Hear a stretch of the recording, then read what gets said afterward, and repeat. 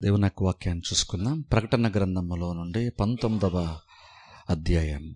ప్రకటన గ్రంథము 19వ అధ్యాయము 6వ వచనము అలాగనే 7వ వచనములో మొదటి భాగం వరకు నేను చదువుతాను. ప్రకటన గ్రంథములో నుండి 19వ అధ్యాయము 6వ వచనము అలాగనే 7వ వచనములో మొదటి భాగము నేను చదువుతాను. ప్రకటన గ్రంథము 19వ అధ్యాయము 6వ వచనము అలాగనే 7వ వచనం మొదటి భాగం. అప్పుడు గొప్ప జన సమూహము శబ్దమును, విస్తారమైన జలముల శబ్దమును, బలమైన ఉరుముల శబ్దమును పోలిన ఒక స్వరము, సర్వాధికారియు ప్రభువునగు మన దేవుడు ఏలుచున్నాడు, ఆయనను స్తుతించుడి. గత కొన్ని వారములుగా మనము దేవుని యొక్క లక్షణముల గురించి మనం చూసుకున్నాం. అందులో ఈ రోజున మన దేవుడు సర్వాధికారి అనేటువంటి అంశాన్ని ఈ రోజున మనము చూసుకుందాం. మన దేవుడు ప్రత్యేకమైనటువంటి వాడు, ఆయనతో సమానమైనటువంటి వారు, ఆయనను పోలినటువంటి వారు, కనీసం పోలికలో కొంతైనా కనీసం ఆయనలాగా ఉన్నటువంటి వాళ్ళు ఉన్నారు అనడానికి ప్రపంచంలో ఎవరు కూడా లేరు. మన దేవుడు అంత ప్రత్యేకమైన వాడు. ఇప్పుడు జనరల్గా మనం క్రిస్టియన్స్ కాబట్టి అందరి దేవుళ్ళ కంటే లేదా దేవుళ్ళుగా పిలువబడేటువంటి వాళ్ళకంటే మా దేవుడు ప్రత్యేకమైన వాడు అని సహజంగా మనం అంటూ ఉంటాం. అలాగని బయట వాళ్ళు కూడా అంటూ ఉంటారు సహజంగానే. కానీ మనము మన దేవుడు గొప్పవాడు అని అంటున్నప్పుడు ఏ గ్రహింపుని బట్టి ఆ మాట అంటున్నామో కూడా మనము తెలుసుకొని అప్పుడు మనం అలాగున్నా మాట్లాడాలి. చాలా సందర్భాలు ఏంటంటే మనము మన దేవుని యొక్క గొప్పతనాన్ని ఎప్పుడూ మనం పెద్దగా తెలుసుకుంది కానీ, ఆలోచించి కానీ, తెలుసుకున్నటువంటి ఒక స్థితి లేదు కానీ, ఆ జ్ఞానము మనకు లేదు కానీ, క్యాజువల్గా ఏంటంటే మా దేవుడు గొప్పోడు అంటాం. దానికి ఏంటంటే దేవుణ్ణి తెలుసుకున్నాం కాబట్టి మా దేవుడు గొప్పడు అంటున్నాం అని కాదు. కానీ బైబిల్లో దేవుడు కొన్ని అద్భుతాలు చేశాడు చూసారా, అద్భుతాలను బట్టి ఆటోమేటిక్గా మనం ఏ ముగింపుకు వచ్చేసామంటే మా దేవుడు గొప్పోడు. ఎందుకంటే ఎర్ర సముద్రాన్ని పాయలు చేశాడు, లేదంటే ఈ అద్భుతం చేశాడు, లేదా ఆ అద్భుతం చేశాడు అని అద్భుతాలని బేస్ చేసుకొనే మనము దేవుణ్ణి చూసాము. అద్భుతాలను బట్టే మన దేవుడు గొప్పోడు అంటున్నాం. కానీ యాక్చువల్గా విశ్వాసం అన్నవాడు అద్భుతాలను బట్టి, భౌతికమైన కార్యాలను బట్టి మా దేవుడు గొప్పోడు అంటాం కాదు. అంతకంటే ఇంకా లోతుగా క్రైస్తవుడు అటువంటి వాడు దేవుణ్ణి తెలుసుకోవాలి. అది ఎలా తెలుసుకుంటాము అంటే నేరుగా దేవుణ్ణి తెలుసుకుంటా ద్వారా నిజంగా మన దేవుడు ఎంత గొప్పవాడో దేవుని యొక్క లక్షణాన్ని బట్టి తెలుసుకొని అర్థం చేసుకొని దానిని బట్టి మన దేవుడు గొప్పడు అని చెప్పడంలో అర్థం ఉంటుంది. ఇప్పుడు ప్రాబ్లం ఏంటంటే ప్రతి క్రైస్తవుడు కూడా మా దేవుడు గొప్పడు అని మనం చెప్తాం. కానీ మన దేవుడు గొప్పడు అని మనం అంటున్నప్పుడు ఏ బేసిస్ని బట్టి ఆ మాట అంటున్నాం, మన దేవుని గురించి ఏం అర్థమయ్యి ఆ మాట అంటున్నామంటే నడితే చాలామంది కనీసము దేవుడి గురించి జ్ఞానం చాలామందికి ఉండదు. కాకపోతే ఇందాక చెప్పినట్టుగా అద్భుతాలను బేస్ చేసుకొని అంటాం మా దేవుడు గొప్పడు అని. కానీ ఇప్పుడు ఏదైతే గత కొన్ని వారు మనం తెలుసుకున్నాం మా దేవుడు సర్వజ్ఞాని కాబట్టని, లేదంటే మా దేవుడు సర్వవ్యాప్తి కాబట్టని, లేదా ఇంకా వేరే మా దేవుడు ఆత్మ కాబట్టని, ఏవైతే లక్షణాలు ఎంతవరకు మనం తెలుసుకుంటూ వచ్చామో ఆ లక్షణాలు సహజంగా ఒక నామినల్ క్రిస్టియన్కి అంటే ఒక సాధారణమైన క్రైస్తవుడికి దేవుని యొక్క ఏదైతే ఆ లక్షణాలు ఉన్నాయో లక్షణాలను బట్టి మా దేవుడు గొప్పడని మనం క్లెయిమ్ చేయట్లేదు, అనట్లేదు. మనం అద్భుతాలను బట్టి మాత్రమే మనం అంటున్నాం. కానీ బైబిల్ చెప్తున్న మాట ఏంటంటే తమ దేవుని నెరుగువారు బలము కలిగి గొప్ప కార్యాలు చేస్తారు.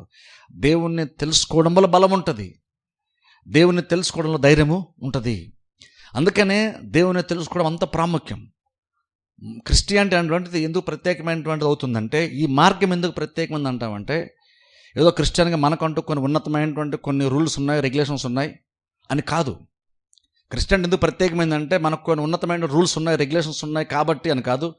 కొన్ని ఆజ్ఞలు ఉన్నాయి కాబట్టి క్రిస్టియానిటీ ప్రత్యేకమైందని కాదు. క్రిస్టియానిటీ అంటే బేసిక్గా ఎక్స్టర్నల్గా బహిరంగంగా ఏవో మనం చేసేది, మనం కలిగి ఉండేది, మనం ధరించేది దాన్ని బట్టి కాదు ప్రత్యేకమైనది. మన దేవుణ్ణి బట్టి ఆయన మార్గంలో నడుస్తున్న దాన్ని బట్టి క్రిస్టియానిటీ అనేది ప్రత్యేకమైనటువంటిది. ఇవి లోతైన విషయాలు, ఇవి తెలుసుకోవడానికి ప్రయత్నం చేయాలి.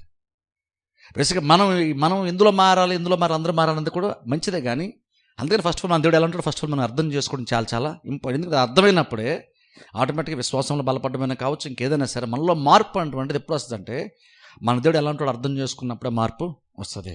అది లేకుండా బయట నుంచి ఎన్ని రకాల ప్రయత్నం చేసినా బేసిక్గా మార్పు రాదు. మార్పు ఎలా వస్తుంది అంటే అది దేవుని తెలుసుకోవడం దగ్గర స్టార్ట్ అవుతుంది. దేవుని తెలుసుకొని అర్థం చేసుకొని ఆయన అర్థమయ్యాడు కాబట్టి ఆయన అంత ప్రత్యేకమైన అర్థమైంది కాబట్టి అందులోంచి వచ్చేటువంటి అప్రిషియేషన్, అందులో వచ్చేటువంటి ఒక రకమైనటువంటి సంతోషము, దాన్ని బట్టి మనం దేవుని స్తుతించడము, ఆరాధించడం, ప్రార్థించడం, లేదా సంతోషించడం, లేదా బలం పొందుకోవడం, ఇవన్నీ కూడా దేవుని తెలుసుకోవడాన్ని బట్టి వచ్చేటువంటి కార్యాలు. మనకు చాలా సందర్భాలు మనం రివర్స్లో చేస్తుంటాం.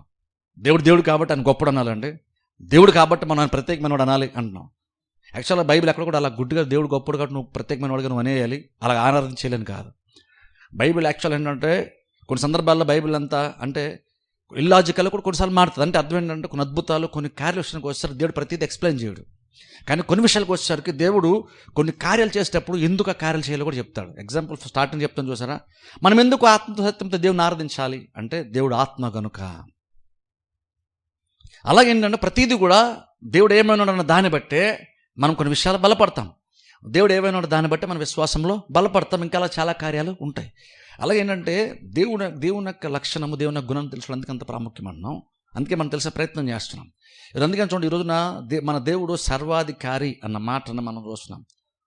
లాస్ట్కి మనం చూసారా, సర్వవ్యాప్తి అన్నాం. సర్వవ్యాప్తి అంటే అర్థం ఏంటంటే ఇప్పుడు సర్వము అన్న మాట, వ్యాప్తి అంటే అన్ని చోట్ల ఉండే వ్యాపించినటువంటి వాడు. సర్వం అన్న అంటే అర్థం ఏంటంటే ఏది మిగిల్చకుండా ప్రతి చోట ఉండేటువంటి వాడు. అలాగే దేవుడు కూడా సర్వాధికారి అన్నామంటే, లేదా సర్వశక్తి మంతుడు అన్నామంటే అర్థం ఏంటంటే ఆయన శక్తిలో కానీ, సామర్థ్యంలో కానీ, బలములో కానీ ఏమాత్రము లోటు లేకుండా ఉండేటువంటి వాడు అని అర్థం.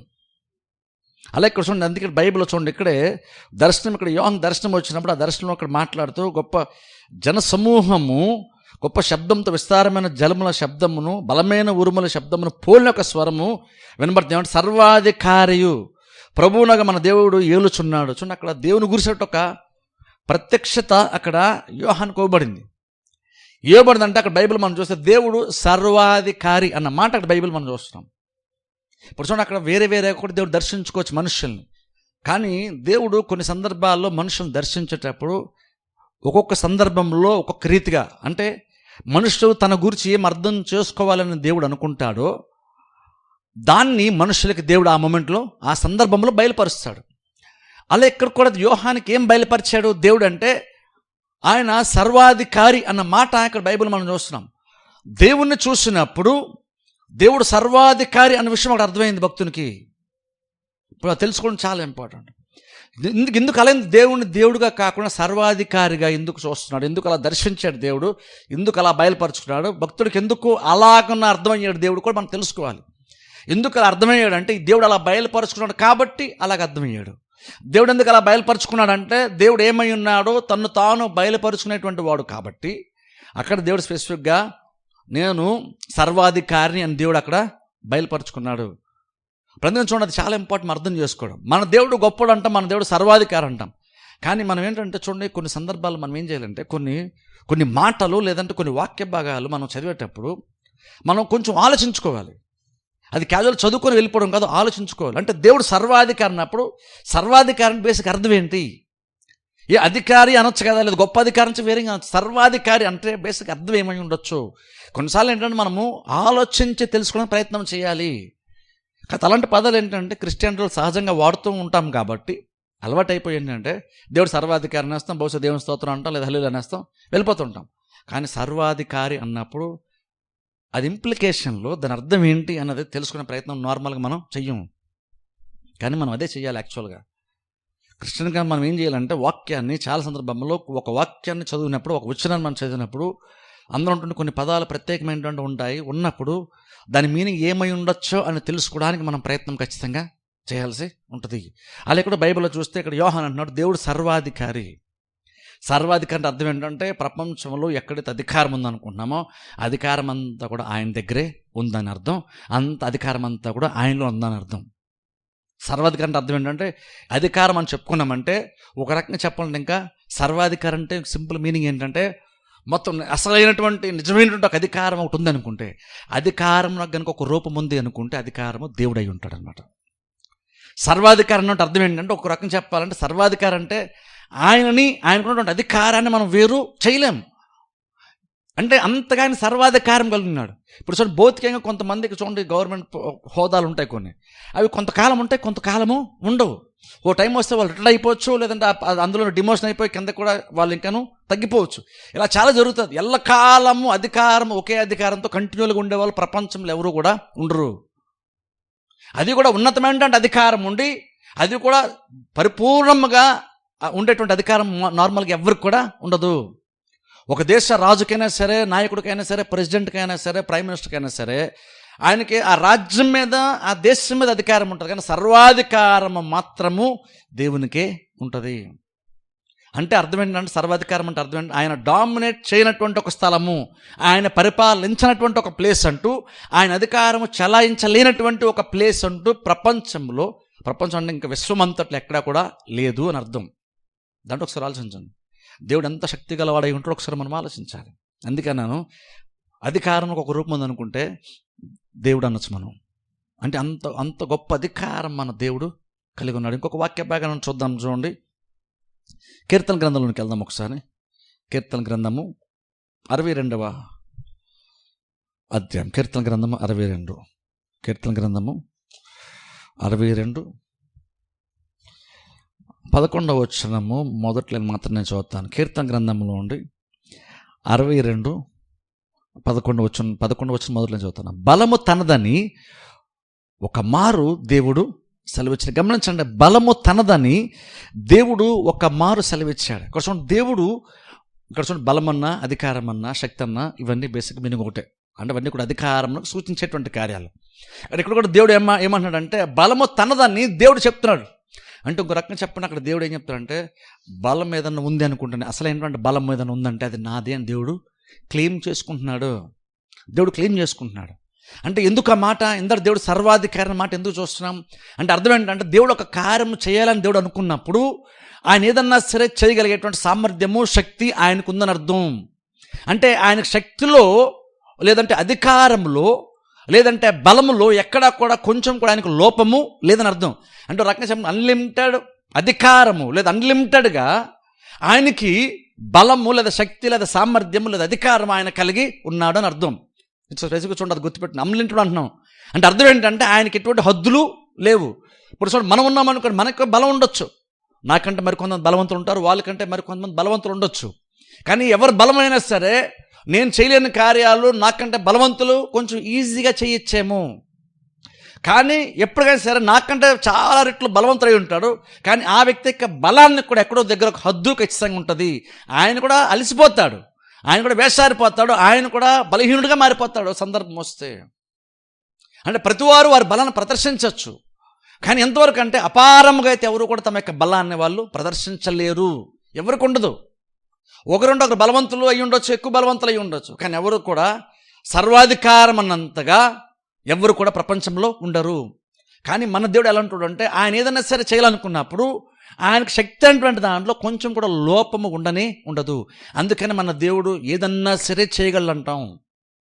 మన దేవుడు ఏదన్నా చేయగలడు, అద్భుతాలు చేస్తారు, మా దేవుడు ఏదైనా చేస్తారు. మనం ఎందుకు చెప్తున్నాము అంటే, ఆయన చేసేటప్పుడు ఆయన అధికారంలోనే కానీ, ఆయన శక్తిలోనే కానీ ఆయనకి ఎటువంటి హద్దులు అటువంటి ఉండవు. ఇంతవరకేనండి దేవుని యొక్క శక్తి, దాన్ని దాటితే ఆయనకు శక్తి తగ్గిపోద్దండి, బలహీనుడైపోతాడు అనడానికి దేవుడి దగ్గర అయితే లేదు. ఇంకొక వాక్య భాగం చూద్దాం, చూడండి. యోబు గ్రంథంలోనికి వెళ్దాం. యోబు గ్రంథం 9వ అధ్యాయము. యోబు గ్రంథము 9వ అధ్యాయము. యోబు గ్రంథము 9వ అధ్యాయము 19వ వచనం నేను చదువుతాను. యోబు గ్రంథము 9వ అధ్యాయం. యోబు 9:19 వచనం నేను చదువుతాను. చూడండి.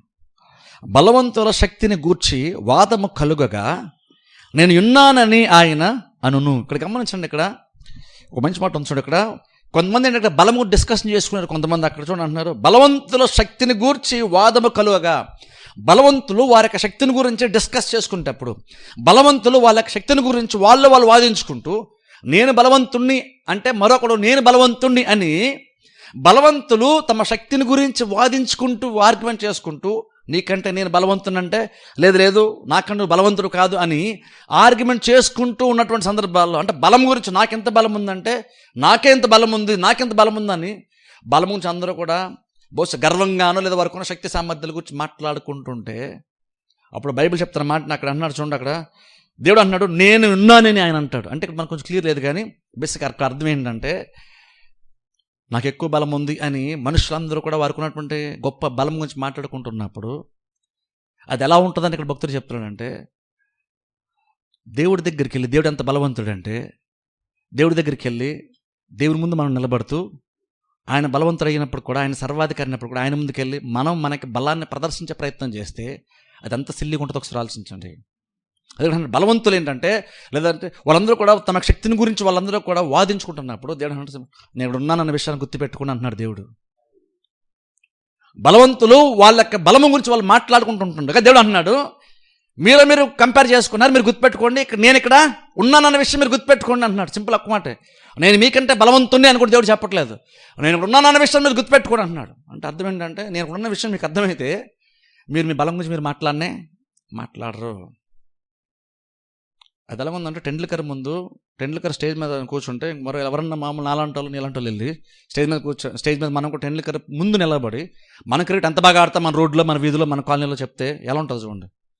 టెండూల్కర్ లాంటి ముందు, ధోని లాంటి ముందు వాళ్ళెదురుగా నిలబడి మనం క్రికెట్ ఎంత బాగా ఆడతామంటే దాన్ని గొప్పగా మనం చెప్పుకున్నాం అనుకోండి, గొప్పగా వాళ్ళ ముందు వాళ్ళు నవ్వుకుంటారు.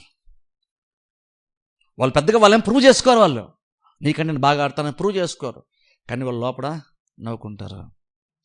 అలాగే దేవుడు అంటున్నాడు ప్రపంచంలో చాలామంది వారి యొక్క బలం గురించి మాట్లాడుతుంటున్నప్పుడు దేవుడు అంటున్నాడు నేను ఉన్నానన్న విషయాన్ని మీరు గుర్తుపెట్టుకోండి. అంటే దేవుడు అంత కాన్ఫిడెంట్గా మాట్లాడుతుంటే ఆలోచించండి, దేవుడు అంత బలవంతుడు. ఈ ప్రపంచంలో ఒక రాజ్యం యొక్క ఒక ప్రెసిడెంట్నో ప్రైమ్ మినిస్టర్ మనం తీసుకోవచ్చు, గొప్ప అధికారం ఉందని ఆయనకి అందరూ భయపడతారని మనం తీసుకోవచ్చు, ఒక నియంత అయినా సరే ఉండొచ్చు. కానీ ఇంకను దేవుడు అంటున్నాడు మనుషులందరూ కూడా వాళ్ళ బలం గురించి చేస్తారు, కానీ వాళ్ళు ఏం మర్చిపోతున్నారంటే వాళ్ళు ఎందుకు వారికి తమ బలం గురించి వాళ్ళు పోటీ పడుతున్నారంటే, వాళ్ళు ఎందుకు గొప్పలని బల ప్రదర్శన చేసుకుంటూ మేము గొప్ప అని ఎందుకు చెప్పుకుంటున్నారంటే నేనున్నాన్న విషయం వాళ్ళకి అర్థం కావట్లేదు.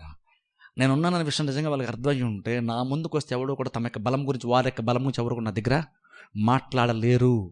నువ్వెంత బలవంతమైనా సరే కావచ్చు, నువ్వు ఒక్కసారి నువ్వు దేవుని ముందుకెళ్తే ఆటోమేటిక్ నువ్వు చాలా ఇన్ఫీరియర్ ఫీల్ అయిపోతావు, నువ్వు చాలా అల్పమైన వాడు అన్న విషయం నీకు అర్థమవుతుంది. అదే యోబు గ్రంథం మనం చూస్తున్నాం. కానీ చాలా సందర్భంలో ఈవెన్ క్రిస్టియన్స్కి మనం కూడా చాలా సందర్భంలో మనం చాలా బలవంతులు అనేసుకుంటాం. మనం ఏదైనా చేసేసుకోవచ్చు, నేను చాలా బలవంతుని, నేను ఏదైనా సరే సాధించుకోగలను అనుకుంటాం. కానీ మనం గుర్తుపెట్టుకోవాలి, ఒక క్రిస్టియన్గా నీ బలం యాక్చువల్గా నీలోంచి వచ్చేటువంటిది కాదు. నీ బలం ఎప్పుడు కూడా క్రిస్టియన్ గుర్తుపెట్టుకోవాలి, మన బలం ఎప్పుడు కూడా మనలోంచి రాదు. అందుకని మనం ఎప్పుడు కూడా మన సొంత జ్ఞానం గురించి, మన యొక్క బలం గురించి, మన శక్తి సామర్థ్యాల గురించి ఎప్పుడు కూడా మనం ఆలోచన చేయకూడదు. దాన్ని గొప్పగా నువ్వు అసలు ఎంచనేకూడదు. జస్ట్ ఆలోచించు, నువ్వు కనుక నిజంగా నీ తెలివితేటల గురించి, నీ బలం గురించి, నీ గొప్పతనం గురించి కనుక నువ్వు స్పెసిఫిక్గా చర్చిలో కూర్చుకొని నువ్వు కనుక అలా ఆలోచిస్తున్నావు అంటే దేవుడు అంటాడు నేను ఇక్కడ ఉన్నాను.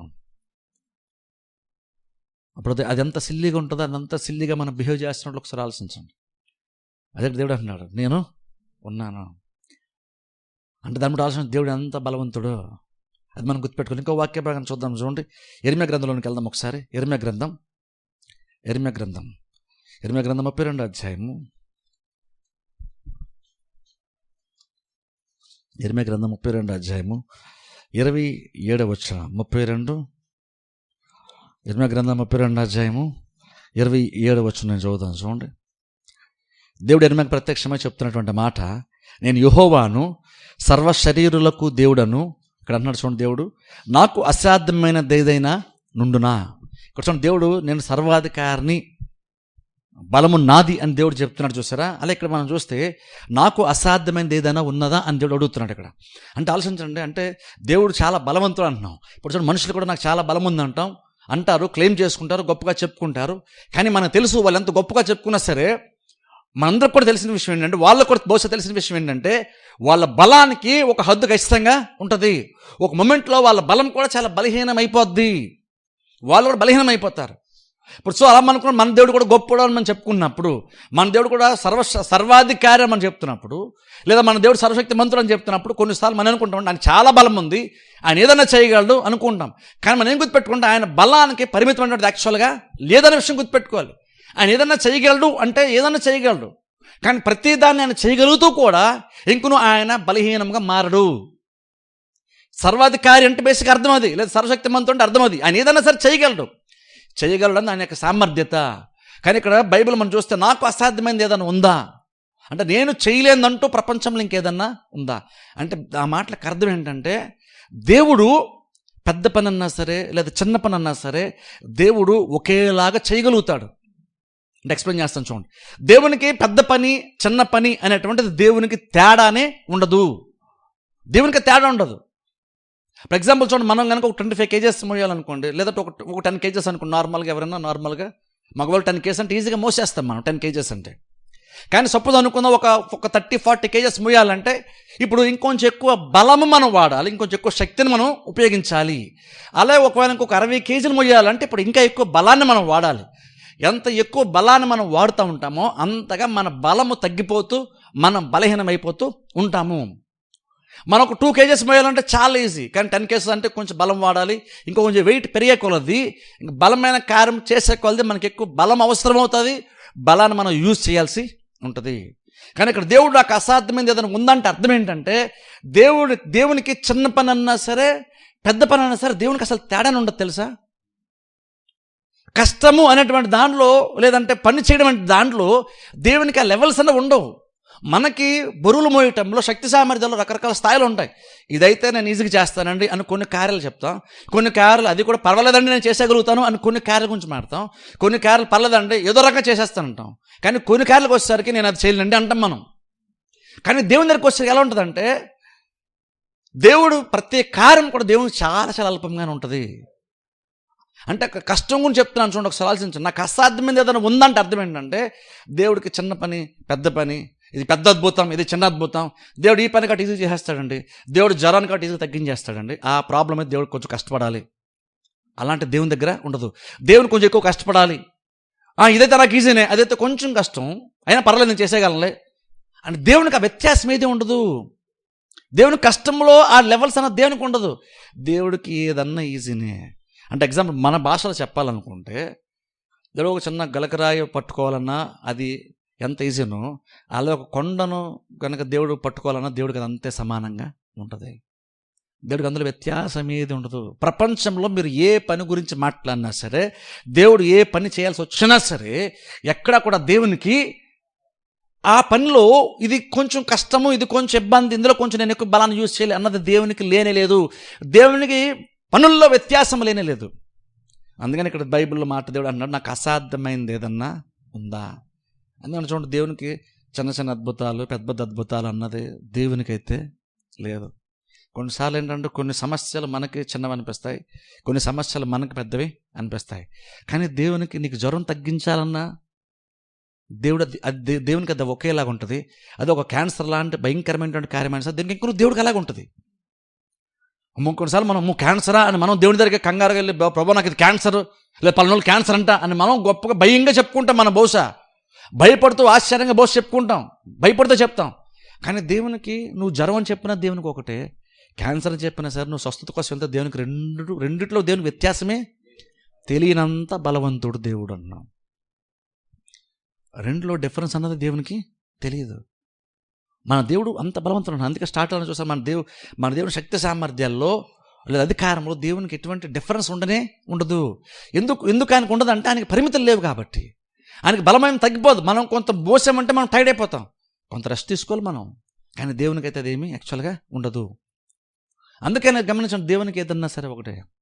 ఎర్ర సముద్రాన్ని ఇజ్రాయెల్ ప్రజలు ఐగుప్తులోని బయటకు వచ్చి ఎర్ర సముద్రం గుండా వెళ్ళాల్సి వచ్చినప్పుడు ఎర్ర సముద్రాన్ని పాయలు చేస్తున్నప్పుడైనా సరే దేవునికి అది ఎలా ఉందో నీళ్ళను ద్రాక్షరసంగా మార్చడం కూడా దేవునికి అంతే. ఇది అనుకుంటాం ఎర్ర సముద్రాన్ని పాయలు చేయడం అంటే చాలా పెద్ద కార్యం కాబట్టి చాలా కష్టం అండి.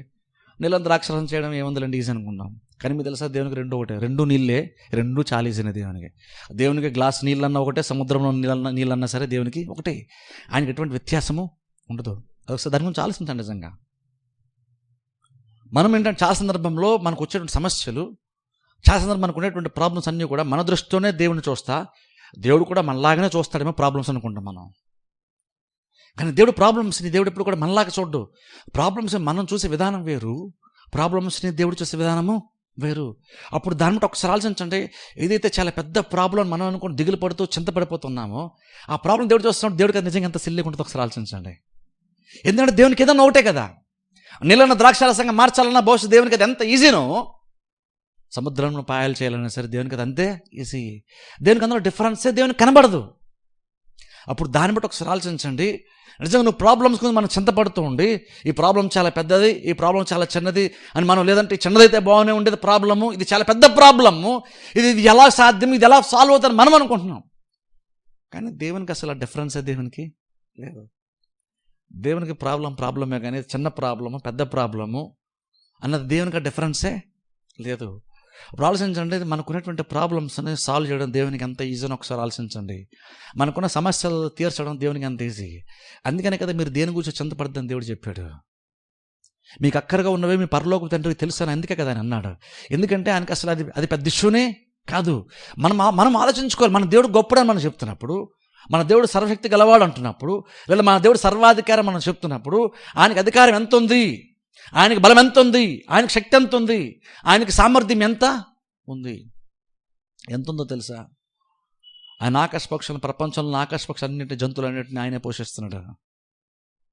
అన్నింటినీ ఆయన పోషిస్తున్నప్పుడు ఏ జంతువులు కూడా ఆకలితో చచ్చిపోయినటువంటి సందర్భమే లేనప్పుడు, మనుషులు ఇన్వాల్వ్ అవ్వకుండా కనుక సృష్టిలో వదిలేస్తే ఏ జంతువులు కూడా సహజంగా నార్మల్గా ఆకలితో చావు.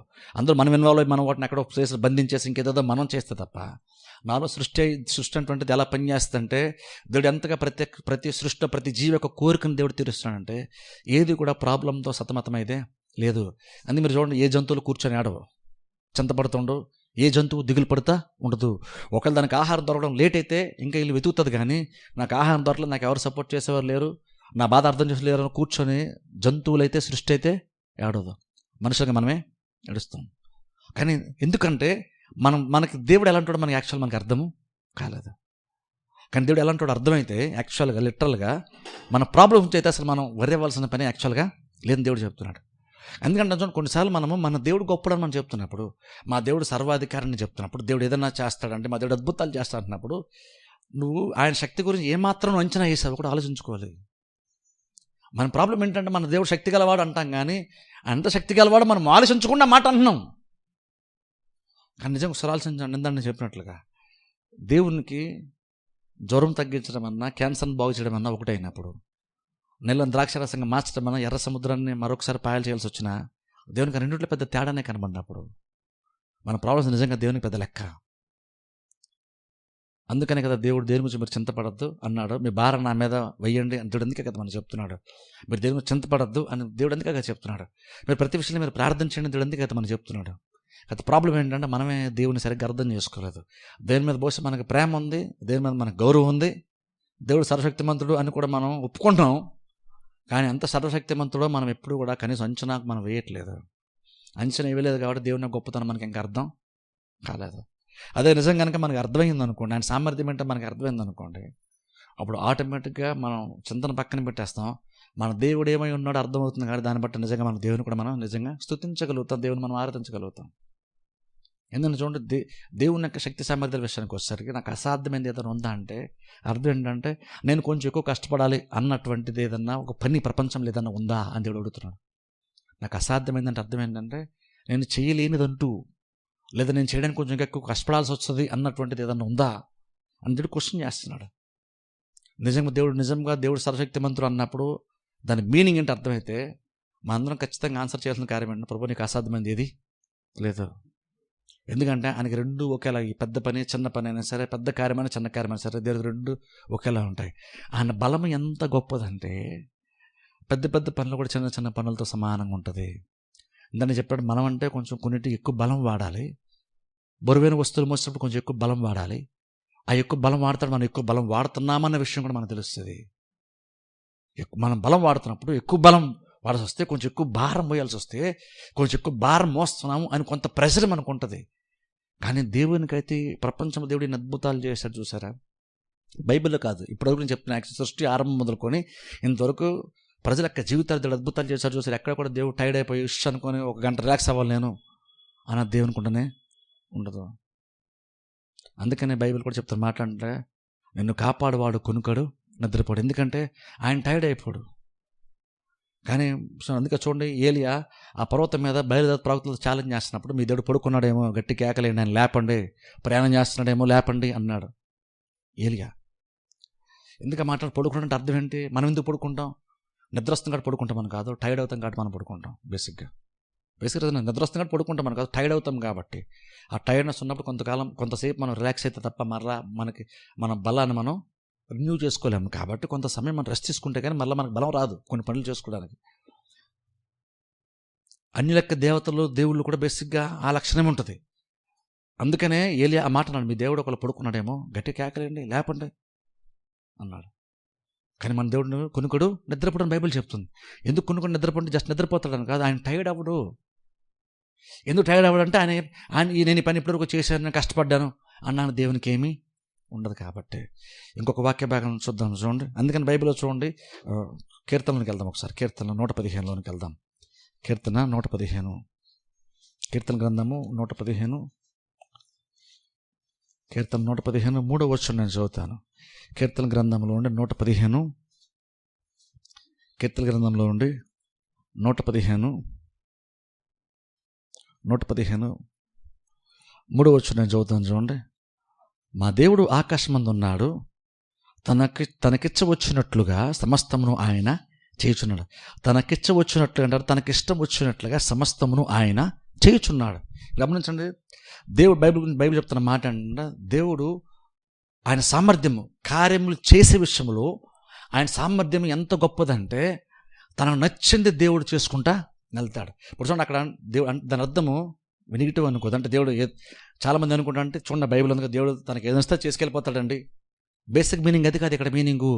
ఇక్కడ మీనింగ్ తనకు నచ్చింది దేవుడు చేస్తాడు అంటే అర్థం ఏంటంటే, ఆయన చేసే విషయంలో ఆయన నచ్చిన ప్రతిదాన్ని చేసుకొని వెళ్ళగలిగే సామర్థ్యము దేవునికి ఉంది. ఇప్పుడు చూడండి, బైబిల్లో కొన్ని మాటలు మనం చదువుతున్నప్పుడు దేవుడు ఏమై ఉన్నాడని అర్థం చేసుకుంటూ ఆయన స్వభావాన్ని బట్టి మనము కొన్ని వాక్యాలు అర్థం చేసుకోవాలి. ఎగ్జాంపుల్ చెప్తాను చూడండి, ఇక్కడ బైబిల్లో సింపుల్గా చెప్తున్న మాట ఏంటంటే, వాడికి భాష చెప్పాలంటే, దేవుడికి ఏదైనా ఇస్తే చేస్తాడండి అని ఉంది ఇక్కడ. అవునా అంటే నిజంగా అదే. బైబిల్ ఏం చెప్తుందంటే, దేవుడికి ఏం నచ్చిందో దేవుడు చేస్తాడు. ఆయన తనకు నచ్చింది చేస్తాడు, మనకు నచ్చింది ఆయన చేయడు. తనకు నచ్చింది దేవుడు చేసుకుంటూ వెళ్తాడు. అది చెప్తుందంటే దేవుడు చేసుకుంటూ వెళ్తాడు. ఆయన నచ్చింది కానీ చెయ్యడు అని, కానీ నచ్చింది కానీ దేవుడు చెయ్యలేడు అంటూ ఏమీ లేదు. ఆయన నచ్చిన ప్రతిదీ దేవుడు చేసుకుంటూ వెళ్ళిపోతాడు. ఇప్పుడు అదేమనుకుంటాం, కొన్నిసార్లు ఏమనుకుంటాం అంటే, దేవుడు నచ్చిన ప్రతిదీ చేసుకెళ్ళిపోతాడండి, కాబట్టి మనకి ఏం చేస్తాడు ఏం చేయడం మనకు అర్థం కాదని, ఆయన నచ్చింది చేసుకెళ్తాడు, మన నచ్చింది ఆయన చేస్తాడు, రూల్ ఏమీ లేదు అని చాలామంది అనుకుంటారు. అందుకని కొంతమంది ఏమంటారు, ప్రార్థన చేసినా ఏముందని చేయకపోతే ఏముందంటే, అల్టిమేట్ చివరికి దేవుడికి ఏదనుకుంటే దేవుడే చేస్తాడు. మనం చెప్పింది మాత్రం దేవుడు చేస్తాడంటే, మనం చెప్పేది దేవుడు ఎందుకు చేస్తాడంటే, దేవుడు మనకంటే గొప్పడు కదా. మనం చెప్పింది ఎందుకు చేస్తాడు, నచ్చింది చివరికి ఆయన చేస్తాడు. ఎలాగైనా ఆయన నచ్చిందే చివరికి జరుగుతున్నప్పుడు నేను ప్రార్థన చేస్తే ఏంటి, చేయకపోతే ఏంటి అని చాలామంది అనుకుంటారు. కానీ ఇలాంటి వచనం మనం చదువుతున్నప్పుడు, దేవుడు తను నచ్చింది చేసుకొని వెళ్ళిపోతాడు అన్నప్పుడు, సరే నచ్చింది చేసుకుని వెళ్ళగలిగే సామర్థ్యం ఆయనకు ఉంది కాబట్టి ఆయన నచ్చిందే చేసుకెళ్తాడు. ఆయన నచ్చింది కానీ చేయలేడు అన్నది ఆయనకి లేదు. ఆయన నచ్చింది ప్రతి చేసుకెళ్తాడు. ఇప్పుడు మనం దాన్ని ఆయన స్వభావంతో అర్థం చేసుకోవాలి. ఆయన స్వభావంతో అర్థం చేసుకున్నప్పుడు అర్థమయ్యే విషయం ఏంటంటే, దేవుడు కార్యములను చేసేటప్పుడు ఎలా పడితే అలా చేసుకుని వెళ్ళేటువంటి వాడు కాదు. దేవునికంటూ ఒక క్రమం ఉంది, దేవునికంటూ ఒక పద్ధతి ఉంది, దానికంటూ ఒక సొంత ఇష్టము సొంత చిత్తము దేవునికి ఉంది. అంటే ఇప్పుడు దాన్ని బట్టి ఆయన స్వభావాన్ని బట్టి కనుక దీన్ని అర్థం చేసుకుంటే అర్థం ఏంటంటే, ఆయనకు నచ్చింది ఎలాగన్నా సరే దేవుడు చేసుకొని ముందుకి వెళ్తాడు. ఆయన నచ్చింది ఆయన చేయగలుగుతాడు.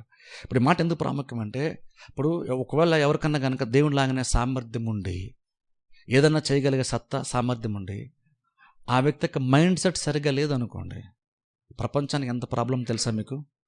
ఒక వ్యక్తికి సామర్థ్యం ఉండి అధికారం ఉండి ఆ వ్యక్తి యొక్క మైండ్ సెట్ కనుక సరిగ్గా లేదనుకోండి, ఎన్ని ప్రాబ్లమ్స్ ఉంటాయి మీకు తెలుసా? ఇతరులకు ఎన్ని ప్రాబ్లమ్స్ క్రియేట్ చేస్తాడో మీకు తెలుసా?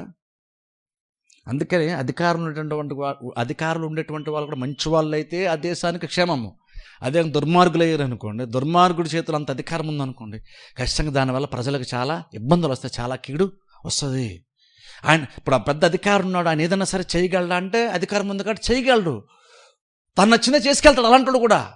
కానీ అక్కడ మనం ఏం అర్థం చేసుకుంటే, ఒక మనిషి అంటే వాడుకున్నటువంటి మైండ్ సెట్ని బట్టి మనకు భయం వేస్తుంది. అలాంటి వాళ్ళకి కనుక అధికారం ఉంటే మనకు భయం వేస్తుంది. వీడు ఏదైనా చేయగల సామర్థ్యం ఉంది కానీ వాడి మైండ్ సెట్ సరిగ్గా లేదు, వాడంత మెచ్యూర్గా వాడు ఆలోచించడు, వాడికి బాధ్యతగా ఉంటాడు. కాబట్టి బాధ్యత లేకుండా మైండ్ సరిగ్గా లేకున్నటువంటి వాడి చేతుల్లో కనుక అధికారం కానీ బలము కానీ శక్తి సామర్థ్యం ఉంటే మనకు భయం వేస్తుంది, మనకి భయం వేస్తుంది. కానీ అదే కనుక అదే సామర్థ్యము అదే బలము అదే కెపాసిటీ కనుక ఒక మంచి వ్యక్తి కనుక, మంచి మనసు ఉన్నటువంటి వ్యక్తికి కనుక ఆ సామర్థ్యం ఉంటే మనం భయపడమప్పుడు. ఎందుకంటే మనకు కాన్ఫిడెన్స్ ఏంటంటే ఖచ్చితంగా ఆయన దాన్ని దుర్వినియోగము చేయడు, మంచిగానే దాన్ని యూస్ చేస్తాడు అప్పుడు ఆ వ్యక్తి దగ్గరికి అట్రాక్ట్ అవుతాం. మనం ఆ వ్యక్తి మీద ఎక్కువ డిపెండ్ అవ్వడానికి మనం ఇష్టపడతాం. ఆ వ్యక్తిని చూస్తే మనకు ధైర్యము వస్తుంది. ఎందుకంటే ఆయనకి సామర్థ్యం ఉంది, ఏదన్నా చేయగల సామర్థ్యం ఆయనకు ఉంది.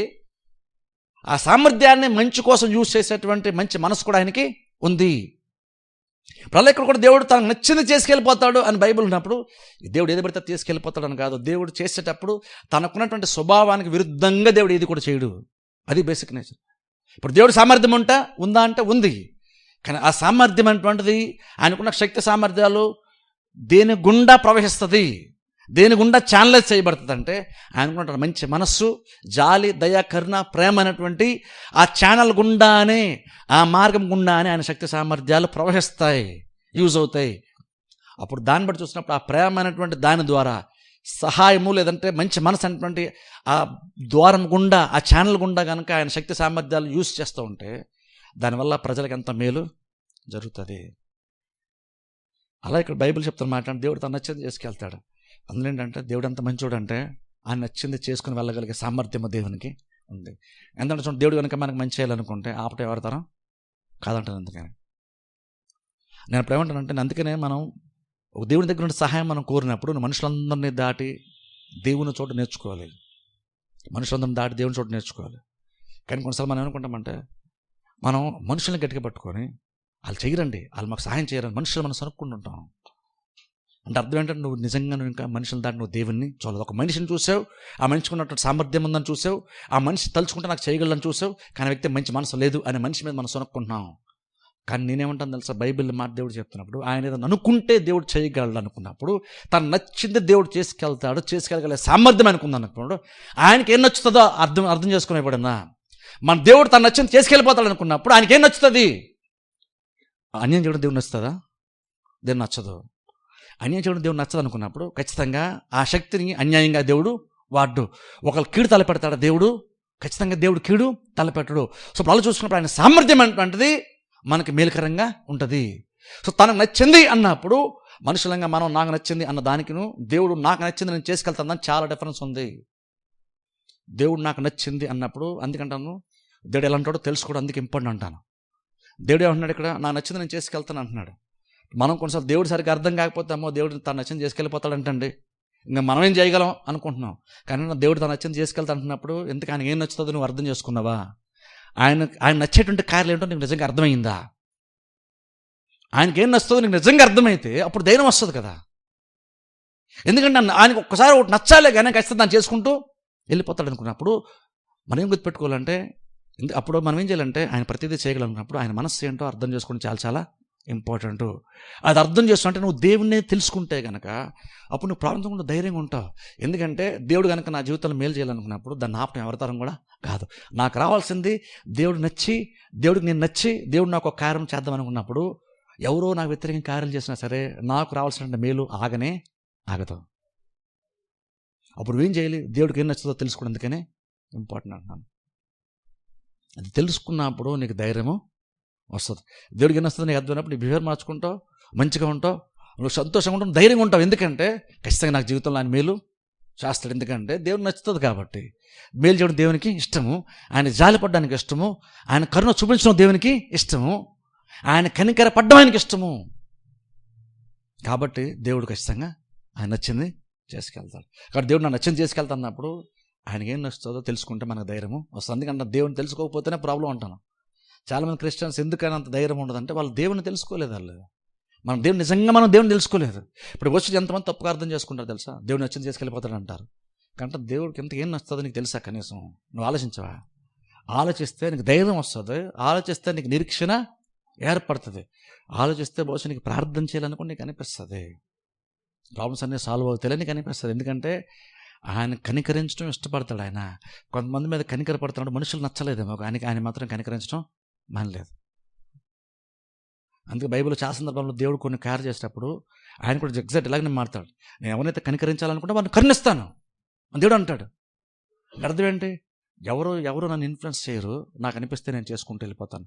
నాకు నచ్చి నేను లేవనెత్తాలి అనుకుంటే నేను లేవనెత్తేస్తాను. నేను 10 మందికి ఓట్లు తీసుకొని మెజారిటీ చూసి డిసైడ్ చేసి అప్పుడు నేను అద్భుతాలు చేయను, సహాయం అప్పుడు చేయను. నాకు నచ్చాలిగా నేను చేసుకుంటూ వెళ్ళిపోతాను. అప్పుడు ఈ మాట మనం దేవుడు కూడా నీ జీవితంలో నీకు ఎలా సహాయం పడాలంటే అప్పుడు దేవుడికి ఏదైనా ఇస్తుందో నువ్వు తెలుసుకోవడం మన యొక్క రెస్పాన్సిబిలిటీ. ప్రతి క్రిస్టియన్ యొక్క రెస్పాన్సిబిలిటీ అది. దేవుడు తనకు నచ్చింది చేసుకుని వెళ్ళిపోతాడు అనుకున్నప్పుడు దేవునికి ఏది నచ్చుతుంది, ఏ నచ్చుతుందో తెలుసుకోవడం క్రిస్టియన్ యొక్క రెస్పాన్సిబిలిటీ. ఎందుకంటే దేవుడు ప్రతిదీ చేసుకుంటూ ముందుకి వెళ్ళిపోతాడు. అలా దేవుడు శక్తి సామర్థ్యంలో ఎందులోనైనా సరే ఆయన ఏదన్నా చేయగలడు. ఆయన చేసే విషయంలో ఆయన నిలిచిపోయాడు. ఎందుకంటే బైబిల్ చెప్తున్న మాట అంటే ఆయన సొమ్మసిల్లడు అలియడు అని బైబిల్ చెప్తుంది. అంటే అర్థం ఏంటి? ఎక్కడ వాడిని చేసి కార్యాలు చేసి నేను అలసిపోయాను అన్నది దేవుని దగ్గర ఉండదు. ఎందుకంటే ఆయన సర్వశక్తిమంతుడు, ఇలా సర్వాధికారి. అంటే ఆయన బలం ఎంత యూజ్ చేస్తున్నా సరే ఇంకనూ బలంలో ఆయన తగ్గడు. ఇంకనూ ఆయన ఎగ్జాక్ట్ అలాగనే మెయింటైన్ అవ్వగలుగుతాడు ఆయన. అందుకని బలము నాది అని దేవుడు అంటున్నాడు. అని యోబు గ్రంథంలో దేవుడు అంటున్నాడు, బలం గురించి మీరు వాదించుకున్నప్పుడు గుర్తుపెట్టుకుని నేను ఇక్కడ అసలైన బలవంతుణ్ణి, బలము నాది అని బలాన్ని క్లెయిమ్ చేసుకునేటువంటి వాడిని, సర్వాధికారము నాది అని ధైర్యం ఖచ్చితంగా బల్లగుద్ది చెప్పగలిగేటువంటి వాడిని నేను ఇక్కడ ఉన్నానన్న విషయం మీరు గుర్తుపెట్టుకొని అప్పుడు మీ బలం గురించి మీరు వాదించుకున్నట్టు దేవుడు. ఎందుకు దేవుడు అంత బలవంతుడు? ఇప్పుడు ఎందుకు దేవుడు అంత బలవంతుడు అని చెప్తున్నా? అప్పుడు ఎందుకు దేవుడు ఆ బలాన్ని మనకి ఎలా యూజ్ చేస్తాడు? మనం ఇప్పుడు మనకు ధైర్యం ఎలా వస్తుంది? ఆయన బలవంతుడు, ఓకే, ఆయనకు బలం ఉంది, శక్తి సామర్థ్యం ఉంది, గొప్పవాడు, ఓకే, మనకేంటి యూజ్ అంటే మనం అదే తెలుసుకోవడం మనకి ఇంపార్టెంట్ అంటున్నాను. దేవుడు ఆ బలానంతా దేనికి యూజ్ చేస్తాడు? మన కోసం యూజ్ చేస్తాడు. ఆయన బలవంతుడని జస్ట్ స్టేజ్ మీద ఎక్కి ఆయన చూపించుకోవడానికి కాదు, బలాన్ని ఆయన ప్రదర్శించుకొని ఆయన బలవంతుడు అని కాదు. బైబిల్ మీరు ఎప్పుడైనా చూడండి, ఆయన బలమును యూజ్ చేసిన ప్రతిసారి, తన బాహువును చాచిన ప్రతిసారి భూమి మీద ఎవరో ఒక మనిషికి మేలు జరిగింది. ఆయన తన బలాన్ని ప్రదర్శించాడండి, ఆయన గొప్పడయ్యాడండి, కానీ ఎవరికి ఉపయోగపడలేదండి అన్నది దేవుని దగ్గర లేదు. మనుషులు కొంతమంది వాళ్ళకు ఉన్నటువంటి సామర్థ్యాన్ని డెమాన్స్ట్రేట్ చేస్తారు, వాళ్ళు కనపరుస్తారు, చూపించుకుంటారు. దేనికి? వాళ్ళ సామర్థ్యం ఎందుకు చూపించుకుంటారంటే వాళ్ళెంత గొప్పలో చెప్పుకోవడానికి. కానీ ఆ వారి గొప్పతనం, వారికి ఉన్న సామర్థ్యము 10 మందికి యూజ్ చేయడం కోసం వాళ్ళు దాన్ని కనపరచట్లేదు. వాళ్ళెంత గొప్పలో చూపించుకోవడానికి, చెప్పుకోవడానికి మాత్రమే వాళ్ళ ప్రయత్నము చేస్తారు. కానీ మన దేవుడు అలా అంటాడు కాదు. మన దేవుడు ఆయన ఎంత గొప్పోడో నేను ఎంత గొప్పని మీరు అందరూ చూడండి అని ఏదో ఎవరికి ఉపయోగపడని, ఎవరికి పనికిరాని ఒక కార్యం చేసి ఆయన ఎంత గొప్పోడో చెప్పుకునే ప్రయత్నం దేవుడు ఒక్కసారి కూడా ఇప్పటికొచ్చి చరిత్రలో చేసిందే లేదు. ఆయన తన బలాన్ని ప్రదర్శించిన ప్రతిసారి ఎవరో ఒకరు హ్యాపీ ఫీల్ అయ్యారు, ఎవరో ఒకరు అద్భుతం పొందుకున్నారు, ఎవరో ఒకరి కార్యము జరిగింది, ఎవరో ఒకరికి ఏదో ఒక మేలు వాళ్ళు ఖచ్చితంగా పొందుకున్నారు, ఎవరో ఒకరు బయటకు వచ్చారు, ఎవరో ఒకరు విడుదల పొందుకున్నారు. ఆయన తన బలాన్ని కనపరిచిన ప్రతిసారి, అందుకే బైబిల్ ఆయన తన బాహువును చాచి అని మనం చూస్తాం. ఐగుప్తులో నుండి ప్రజలను బయట విడిపించాడంట. ఆయన తన బలాన్ని కనపరచాల్సిన టైం వచ్చినప్పుడు ఆయన కనపరుస్తున్నాడు. ఎందుకని? ఆయన గొప్పవడానికి కాదు, మనుషులకి సహాయం చేయడానికి. దేవుడు కూడా తన బలాన్ని కనపరుస్తాడు, కానీ ఎలాంటి సందర్భాల్లో కనపరుస్తాడు అంటే మనుషులకి సహాయం చేయడానికి. అందుకే మీరు బైబిల్ చూడండి, దేవుడు అనేక రీతిలో తన యొక్క బలాన్ని దేవుడు కనపరుస్తాడు. మీరు బైబిల్లో మనం చూస్తే చాలా ఎగ్జాంపుల్స్ మనం చెప్పొచ్చు. జస్ట్ మీకు మామూలుగా చెప్పేస్తారు ఊరినే. సృష్టిని చేశాడు దేవుడు, తన మహత్తు గల మాట చేత సమస్తమును దేవుడు సృష్టించాడు, నిర్వహించడం హెబ్రీ చెప్తుంది. మన బైబిల్లో తెలుసు, దేవుడు యాక్చువల్గా తన శ్వాస చేత లేదా తన మాట చేత సమస్తాన్ని దేవుడు చేశాడు అని బైబిల్ చూస్తున్నాం. దేవుని యొక్క గొప్పతనం ఏంటి, దేవుని యొక్క సామర్థ్యం ఏంటి అర్థం చేసుకోండి. శూన్యము నుండి దేవుడు సమస్తాన్ని చేశాడు. మనం గొప్ప వస్తువులు ఏదైనా తయారు చేయొచ్చు, టెక్నాలజీ పరంగా కానీ ఇంకా వేరే ఏదైనా మనం తయారు చేయొచ్చు, ఏదైనా ఒక పెద్ద వస్తువు ఏదైనా తయారు చేయొచ్చు ఏదో ఒకటి. కానీ ప్రతిదీ కూడా మనం ఏదో ఒక దాని నుండి వేరే ఏదో ఒక దాన్ని మనం చేసాం. కానీ దేవుడు ఏమీ లేని దానిలో, శూన్యంలో అంత గొప్ప సృష్టిని దేవుడు చేశాడు. ఏమీ లేని దానిలో ఇంత గొప్ప సృష్టిని చేశాడు. ఈ సృష్టిలో ఉన్నటువంటి దాన్ని మనం యూజ్ చేసుకొని మనం కుర్చీలు చేసుకున్నాం, టేబుల్ చేసుకున్నాం, ఫర్నిచర్ చేసుకుంటున్నాం, ఇల్లు కట్టుకుంటున్నాం, పెట్రోల్ తవ్వుకుంటున్నాం, వాటర్ తవ్వుకుంటున్నాం, ఇవన్నీ చాలా చేస్తున్నాం. ఏదైతే ఇన్ని లక్షల కోట్ల మంది ప్రపంచం రోజు బ్రతుకుతూ ఉన్నారో ఇవన్నీ కూడా ఏమీ లేని దాని నుండి దేవుడు చేశాడు. అది ఎంత కష్టపడాడండి దేవుడు అంటే జస్ట్ మాట మాట్లాడాడు అంతే. దానికి ఏమైనా కష్టమా దేవునికి? దేవునికి ఏం కష్టం కాదు. అలాగే సృష్టి మనం చూసినప్పుడు మనకి అర్థమవుతుంది ఆయన ఎంత బలవంతుడు. అందుకనే కదా దేవుడు కూడా అన్నాడు, ఆకాశ పక్షులను చూడండి, ఆ విత్తవు, కొయ్యవు, కొట్టలో కూర్చుకొను, అయినను మీ పరలోకపు తండ్రి వాటిని కూడా పోషిస్తున్నాడు కదా.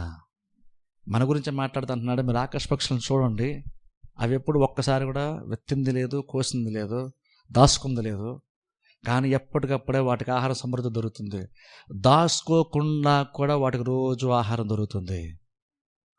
మనమే బ్యాంక్ బ్యాలెన్స్ మాకు 0 ఉందన్న మనం కంగారు పడిపోతున్నాం, మాకేమీ లేదు అంటున్నాం. కానీ దేవుడు అంటున్నాడు, యేసుక్రీస్తు అంటున్నారు, అవి కొట్టల్లో కూర్చుకొను అయినను వాటి పరలోక తండ్రి వాటిని పోషిస్తున్నాడు కదా, మీరు వాటికంటే శ్రేష్ఠులు కారా, ఆకాశ పక్షులను చూస్తే మీకు అర్థమవుతుంది కదా అంటున్నాడు.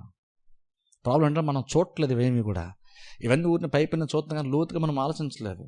ఎప్పుడన్నా కూర్చొని దేవుడు సర్వశక్తి గలవాడు అన్నప్పుడు మన దేవుడు ఎంత శక్తి గలవాడు ఎప్పుడన్నా ఆలోచించాం మనం ఆలోచించట్లేదు. కానీ క్రీస్తు నేర్పుతున్న ఆకాశ పక్షులను చూడండి, కొంచెం ఆలోచించండి, మీకు అర్థమవుతుంది.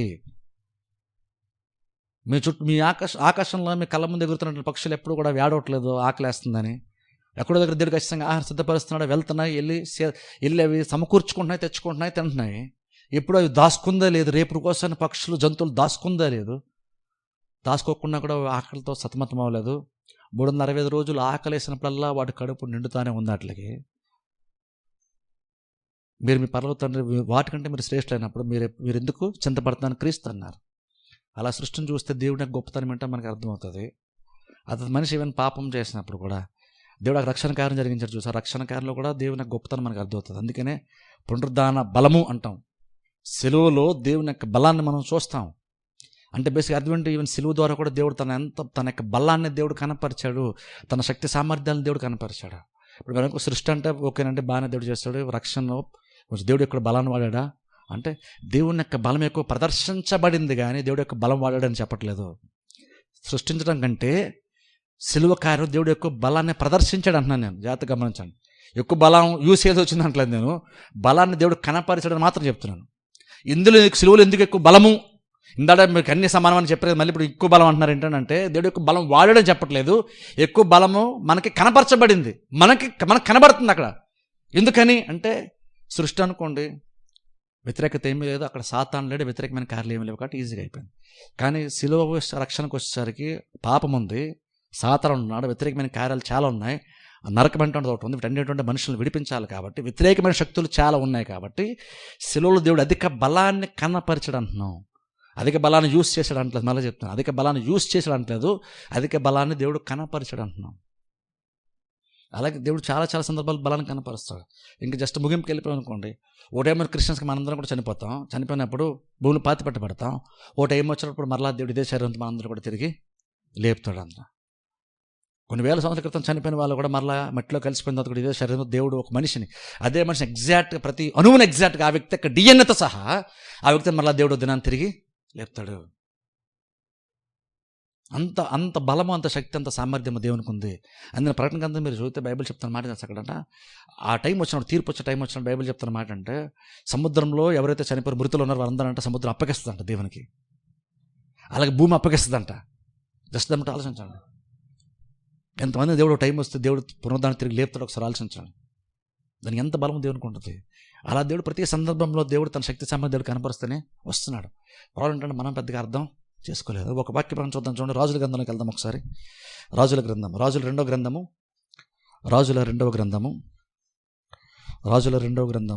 17వ అధ్యాయము, రాజుల రెండవ గ్రంథము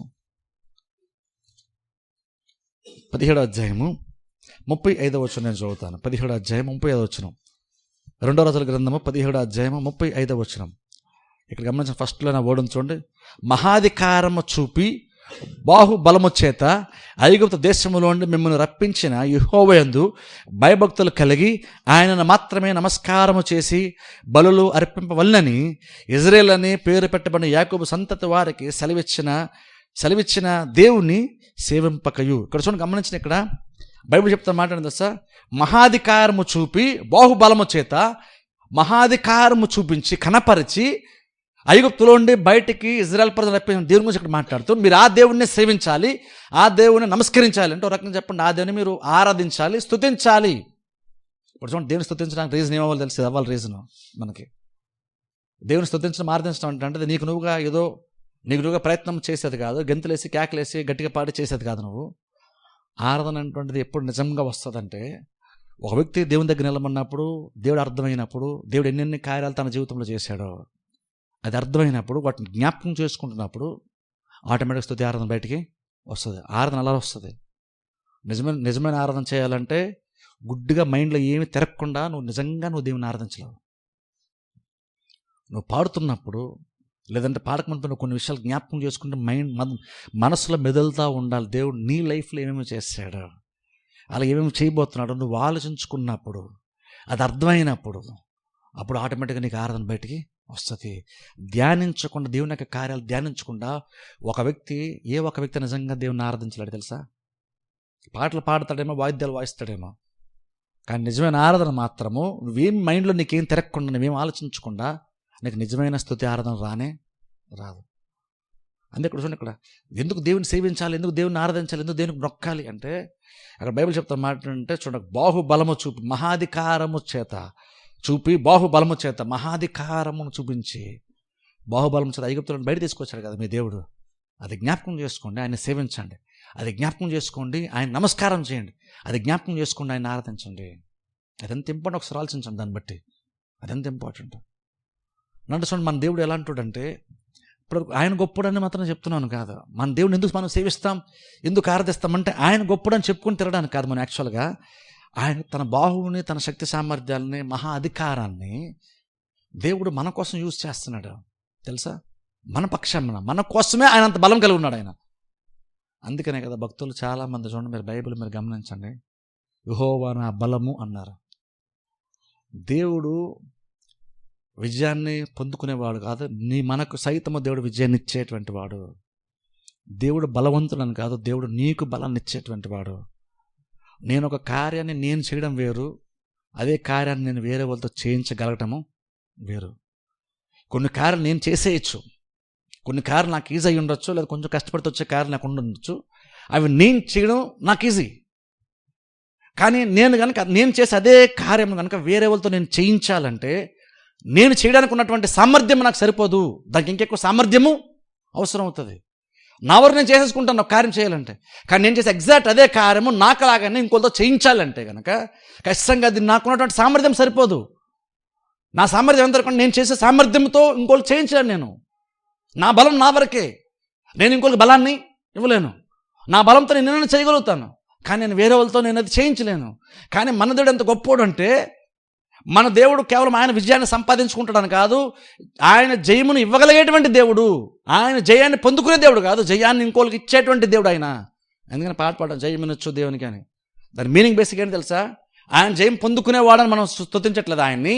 ఆయన జయాన్ని పొందుకోవాలి, ప్రతి సందర్భంలో విజయాన్ని పొందుకుంటాడు. యుద్ధం చేస్తే ఆయన గెలుస్తాడండి అని కాదు, యుద్ధం చేస్తే ఇంకోళ్ళు గెలిపిస్తాడు. కాబట్టి ఆయన యుద్ధం చేసి గెలిచేవాడు మించినటువంటి వాడు ఆయన యుద్ధం చేసి గెలిచేవాడిని మించినటువంటి వాడు, యుద్ధం చేసి ఇంకొకరిని గెలిపించేటువంటి వాడు. ఆయన నీకు బలాన్ని ఇచ్చేటువంటి వాడు. ఆయన బలం నాదని దేవుడు చెప్పాడు. కానీ ఎంత బలం ఉందంటే ఆయన అంటున్నాడు, నాకెంత బలం ఉంది కానీ నేను సేవించను అంటలేదు. నేను నా బలాన్ని మీకు కూడా ఇవ్వగలను, మిమ్మల్ని కూడా బలవంతులుగా నేను చేయగలను. అది దేవుని యొక్క కెపాసిటీ. దేవుడు విజయం పొందుకునేవాడు కాదు, మనకి కూడా అత్యధిక విజయాన్ని ఇచ్చేటువంటి వాడు. అందుకనే కదా ఫిలిప్పీయులకు రాసిన పత్రిక 4వ అధ్యాయంలో పౌలు ఏమంటాడంటే, నన్ను బలపరచు వాని యందు నేను సమస్తమును చేయగలను అంటే దేవుడు పౌలుని బలపరుస్తాడంట. అందుకని పౌలు చూడండి, అన్ని శ్రమలు పొంది కూడా పౌలు ఎక్కడ కూడా డల్ అవడం మనం చూడం. వీక్గా మాట్లాడడం, బలహీనంగా మాట్లాడిన పౌలుని చూడడం. ఎందుకంటే పౌలు నిజంగా దేవుని యొక్క శక్తిని ఎక్స్పీరియన్స్ చేశాడు, దేవుని యొక్క బలాన్ని అనుభవించాడు పౌలు. నన్ను బలపరచు వాని యందే అన్నాడు.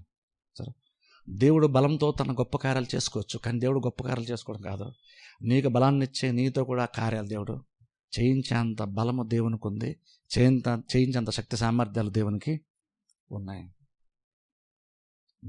మన దేవుడు అంత గొప్పడు అన్నాం. అందుకనే పౌలు అంటాడు, నేను ఎప్పుడు బలహీనం ఉన్నప్పుడే నేను బలవంతుణ్ణి అంటాడు పౌలు. ఎందుకంటే ఆయన నా బలము, ఆయనే నాకు బలము. ఎందుకంటే ఆయన నాకు బలాన్ని ఇస్తాడు. నాకు ఆయన బలాన్ని ఇచ్చే అంత బలవంతుడు నా దేవుడు అని పౌలు చెప్తున్నాడు. ఎప్పుడైనా మీరు ఆలోచించారు అలాగే, దేవుడు ఆయన బలవంతుడు అని కాదు, ఆయన తన బలాన్ని మనకు కూడా దేవుడు ఇచ్చేంత గొప్పవాడు మన దేవుడు. ప్రాబ్లం నువ్వేదో సాల్వ్ చేసుకోవాలని నువ్వు అనుకుంటున్నావు, కానీ ప్రాబ్లం సొల్యూషన్ ఇచ్చేటువంటి వాడు ఆయన. విజయం నువ్వు పొందుకోవాలని చూస్తున్నావు, ఆయన విజయం పొందుకునేవాడే కాదు, నీకు సైతం విజయాన్ని ఇచ్చేటువంటి వాడు, జయాన్ని నీకు ఇచ్చేటువంటి వాడు, నువ్వు జయింప చేసేటువంటి సామర్థ్యం నీకు ఇచ్చేటువంటి వాడు. ఇది చాలా ఎంతమందికి అర్థం తెలియని చాలా లోతైన విషయం ఇది. ఆయన సంపాదించుకుంటాడు కాదు, నీకు సంపాదించి పెట్టే అంతలాగా, నువ్వు సంపాదించుకోవడానికి సామర్థ్యం ఇచ్చే అంత గొప్పడు మన దేవుడు అంటున్నావు. జయాన్ని మనకి ఇచ్చేటువంటి వాడు. అందుకు గొప్పడు మన దేవుడు. అందుకని అంటున్నా చూడండి, దేవునికి ఏది పెద్ద అసాధ్యమైన దేవునికి ఏమీ లేదు. యేసుక్రీస్తుకి చూడండి, అక్కడ చాలా 5,000 మంది వచ్చిన 5,000 మందిని పోషించడం బైబిల్ మనం చూసారా? రొట్టెను 5 రొట్టెలు 2 చేపలతో. అక్కడ 5,000 మందే కాదు, 5 లక్షల మంది ఉన్నా సరే దేవుడు ఇంకంత సింపుల్ అద్భుతం చేస్తాడు. 5,000 కాబట్టి చేశాను, అదే 50,000తో ప్రాబ్లం అయిపోయింది అని దేవుడు అన్నాడు. దేవుడికి అక్కడ 5 లక్షలు ఉన్నా ఇంకొను అంతే సింపుల్గా అద్భుతం చేసేస్తాడు దేవుడు. అక్కడ దేవునికి 5,000 మందిని పోషించినోడు 5 లక్షల మంది పోషించాలన్నా లేదు. ఆయనకి 5,000 అన్న ఒకటే, 5 లక్షలు అన్న ఒకటే, 50 లక్షలు అన్న ఒకటే, 5 కోట్ల అన్న ఒకటే ఆయనకి. అది దేవుని యొక్క కెపాసిటీ అంటున్నాను. అది దేవుని యొక్క కెపాసిటీ.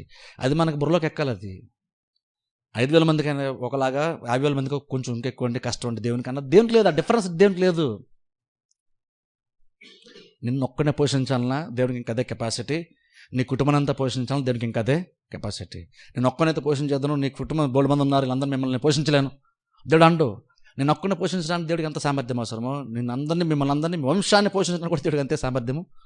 అందులో డిఫరెన్స్ దేవునికి లేదు. దేవుడు సర్వశక్తి గలవాడు అంటే బేసిక్ మీనింగ్ అది. దేవునికి ఏదన్నా ఒకటే. ఒకరిని పోషించాలన్న దేవునికి ఒకటే, 10 మందిని పోషించాలన్న దేవునికి ఒకటే. నీకు ఏదైనా చిన్న సహాయం చేయాలన్నా ఒకటే, నీకు పెద్ద సహాయం చేయాలన్నా దేవునికి అదంతా ఒకటే. దేవునికి డిఫరెన్స్ ఏమీ లేదు. ఆ డిఫరెన్సే తెలియనంత గొప్పడు మన దేవుడు. అందుకని దేవుని దగ్గరికి వెళ్ళినప్పుడు ఇది చిన్న ప్రాబ్లము ప్రభు, కొంచెం పెద్ద ప్రాబ్లము, దేవునికి అది అర్థమే కాదు. చిన్న పెద్ద ఏంటి, నాకు ఏదైనా సరే సాధ్యమే. జస్ట్ మాటతో ప్రతిదీ చేశాడు. చేయడం మాత్రం కాదు, దాని ప్రతిదీ నిర్వహిస్తున్నాడు. ఇప్పుడు దేవుడు అంత గొప్పడు అన్నా. దేవుడు సృష్టిని చేశాడు, సముద్రానికి సృష్టికి హద్దులు నియమించాడు, దాన్ని దాటేది కూడా రాదు. అలా దేవుడు చేశాడు, దాన్ని మెయింటైన్ చేస్తున్నాడు కూడా. అంటే అది మన బుర్రలోకి ఎక్కాలి. ఎక్కాలి. దేవునికి ఏదన్నా సరే ఒకటే. అది ఎప్పుడైతే నిజంగా అర్థమవుతుందో అప్పుడు ఆటోమేటిక్గా మనకు కొంచెం ధైర్యము వస్తుంది. ఎందుకంటే చూడండి, ప్రాబ్లమ్స్ వస్తున్నప్పుడల్లా, కొంచెం ఇబ్బందులు ఉన్నప్పుడల్లా మనం దీన్ని ధ్యానించడం నేర్చుకోవాలి. నా ప్రాబ్లం నాకు చాలా పెద్ద అనిపిస్తుంది, కానీ దేవుడు నా ప్రాబ్లం పరలోకుండా ఎలాగ దేవుడు చూస్తాడు. ఇది చిన్నదా, దేవునికి పెద్దదా, దేవునికి డిఫరెన్స్ నిజంగా ఉంటుందా? ఆలోచించడం వలన కొన్ని విషయాలు మనకు తేటగా అర్థమవుతాయి. రోమపత్రిక 1వ అధ్యాయంలో పోలేదంటాడు, ఆలోచించడం వలన తేటపరచబడతాయని పౌలు చెప్తున్నాడు. మనం ఆలోచించాం, అందుకని మనకు చాలా విషయాల క్లారిటీ మనకి ఆలోచిస్తే క్లారిటీ వస్తుంది, కానీ మనం ఆలోచించాం కదా. అందుకని అంటాం, దేవుడు సర్వాధికారి అన్నప్పుడు ఏంటో అర్థం చేసుకోవాలి. ఆయనకు శక్తి సామర్థ్యాల్లో హద్దులు లేవు, పరిమితులు లేవు. ఆయన చేసి అలసిపోయేవాడు కాదు. ఏదన్నా సరే చేయగలడు, నచ్చిన ప్రతిదీ చేసుకుంటూ ముందుకి వెళ్ళగలిగేంత సామర్థ్యం మన దేవునికి ఉంది. ఎందుకంటే మన దేవుడు సర్వాధికారి అంటే దేవుడు. ప్రార్థన చేస్తాను. అందరు తల వంచి కళ్ళు మూసుకుని నేనే చిన్న ప్రార్థన చేస్తాను. మమ్మల్ని మిక్కిలిగా ప్రేమిస్తున్న మా పరమ తండ్రి, పరిశుద్ధ దేవ, మీకు వందనములు స్తోత్రాలు చెల్లిస్తున్నాం తండ్రి. రాత్రికాల సమయం మీరు ఇచ్చిన మాటలను బట్టి ప్రభా మీకు వందనాలు. నువ్వు సర్వాధికారి దేవుడుగా ప్రభా, నువ్వు సర్వశక్తిమంతుడవని, నువ్వు సర్వాధికారివని ప్రభా, ఆ బలము నీదని నువ్వు సెలవిస్తున్నావు ప్రభా. మేము తండ్రి మా సామర్థ్యం గురించి ప్రభా ఆలోచించక, గొప్పగా ఎంచక, మీరెంత బలవంతులో ప్రభా మేము అర్థం చేసుకొని దాన్ని ధ్యానిస్తూ ప్రభా, మా ప్రతి సమస్యల్లో ప్రభా మీ యొక్క బలాన్ని గురించినటువంటి అంచనా వేసుకుంటూ, మీకున్నటువంటి అధికారాన్ని, మీకున్నటువంటి సామర్థ్యాన్ని ప్రభా, మీ బాహు ఎంత బలమైనటువంటిదో ప్రభా దాని గురించి ధ్యానిస్తూ ప్రభా మిమ్మల్ని అర్థం చేసుకుని, మిమ్మల్ని బట్టి ప్రభు లోకంలో మేము ధైర్యంగా బ్రతకడానికి మాకు సహాయం చేయమని ప్రార్థిస్తున్నాం. మాకు బలమైనటువంటి దేవుడు ప్రభు, నీవు మా బలహీనతల్లో మాకు బలాన్ని ఇచ్చి నడిపించమని ప్రార్థిస్తున్నాం ప్రభు. నిజంగా తండ్రి, మిమ్మల్ని తెలుసుకున్నప్పుడు ఎంతో ధైర్యము, మిమ్మల్ని తెలుసుకుని ఎంతో బలం వస్తుంది ప్రభా. తమ దేవుని ఎరుగువారు బలము పొందుకుంటాను సెలవిచ్చు. నిజంగా ప్రభా, మీరు ఇస్తున్న మాటలను బట్టి మీకు వందనాలు ప్రభా. వెత్తబడిన వాక్యాన్ని ఫలింపచేయండి, దీవించండి, ఆశీర్వదించి వచ్చిన ప్రతి బిడ్డని ప్రభా మీరు దీవించండి. వారి పరిస్థితుల్లో ప్రభావ, వారి సమస్యల్లో, వారి ఇబ్బందుల ప్రభావ, వారి కార్యాల ప్రభావ మీ యొక్క బలాన్ని గొప్పగా ప్రభావ మీరు కనపరుచుకోమని ప్రార్థిస్తున్నాం. అద్భుతాలు జరిగించండి ప్రభావ, సహాయం చేయండి, మీరు కనికరించి ప్రభావ మీకు ఇష్టమైనటువంటి కార్యాల ప్రభావ వారి జీవితాల్లో మీరు జరిగించమని ప్రార్థిస్తున్నాం ప్రభావ. మీరేమైనారు అందరిని బట్టి ప్రభావ మీకు వందనములు స్తోత్రాలు చెల్లిస్తున్నాం. మీకున్నటువంటి బలమంతటి ప్రభావ మా పక్షాన్ని వినియోగించడానికి ప్రభావ ఎదురు చూస్తుంది. మీకు స్తోత్రాలు ప్రభావ. మీ బలంపై మేము ఆధారపడడానికి మాకు సహాయం చేయండి. మా బలహీనతల ప్రభావ మీ బలం వైపు మేము చూడడానికి మాకు సహాయం చేయమని ప్రార్థిస్తున్నాం. వచ్చిన ప్రతి బిడ్డని దీవించండి, ఆస్వాదించండి, వెళ్ళుచుండగా మార్గం అందరూ తోడుగొండమని యేసుక్రీస్తు నామమున ప్రార్థిస్తున్నాం పరమ తండ్రి. ఆమేన్. ఆధారం నీ ప్రేమకు